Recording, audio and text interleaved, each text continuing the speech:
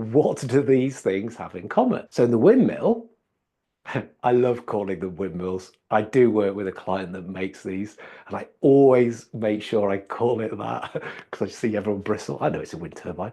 Yeah, I like calling it a windmill. But that's connected with a whole bunch of others, which is connected to a grid, which is connected to a whole ecosystem, and it is probably something to do with a whole country's energy infrastructure. That is big deal stuff. The racing car, yeah, it's connected to the crew, it's connected to telematics. It's actually connected to the team, the sponsorship, the business that they're in. The jet, I mean, yeah, it's connected to the squadron, it's connected to defense, it's connected to a country's way of staying independent. Big picture things which these elements will be connected into. Now, what I see is that sometimes that's the conversation that's needed, not the conversation that zooms in to the technical thing that needs to be fixed. It could well be that, I'm not saying it isn't, but sometimes we're missing opportunity by not stepping out and looking at what's going on bigger picture. And so that's what we're calling the entrenched depth perception. Yeah, fast fix, wanting to get in, solve the technical problem, thing that's in front, thing that we know how to do, and can go back and say, yeah, wasn't I good doing that? Rather than really thinking about what the customer was trying to achieve. Yeah, that customer with the H2 pipeline, why were they doing that? What was going on? Why wasn't it a stupid idea?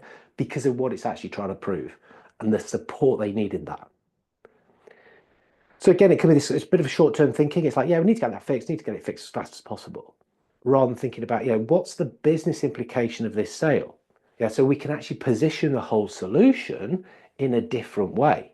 So that's aligning to the customer's broader goals. So it's often about kind of jumping in too fast, too soon, going into technical details, giving too much information, rather than guiding people through a structured decision-making process. And that's what good selling is. It's aligning the sale to the decision-making process. So think about this entrenched depth perception. It's about having just a new view on things. Just create a new view. Again, tools, techniques, practice we can do on that. Yeah, so questioning, consultative questioning structure. It's a structure that's been around since 1990 or the 1990s. Yeah, it's something that's been researched, it's been validated, it's verified. Yeah, it's something that we can model and we can do time and time again. Think about plans, think about kind of longer term plans and why planning is so important. And then thinking about that business impact. How can teams who are great at putting technical solutions together show how does that support the business goal? Show that early doors so we're actually going through the buying process with people, with all the right people. This is collaborative selling. This is the stuff that I concentrate on to help people get their head around it so we can get that good stuff out there and those technical solutions sold in the right places.